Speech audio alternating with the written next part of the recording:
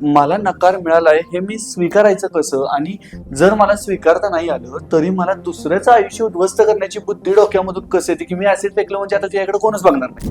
ह्याच्यामध्ये खूप साऱ्या गोष्टी आहेत की तुमचं कंडिशनिंग कसं झालेलं आहे, तुमचं अपब्रिंगिंग कसं झालेलं आहे.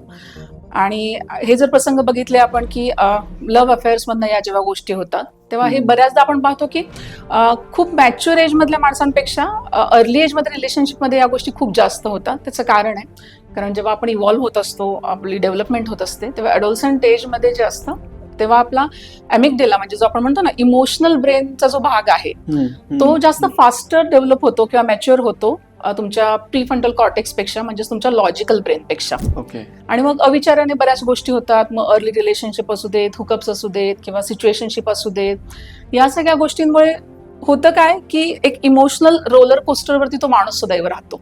म्हणजे अजून ते हँडल करायची मॅच्युरिटी पण नसते, पण अनुभव मात्र तो त्या सगळ्या गोष्टींचा घेतो.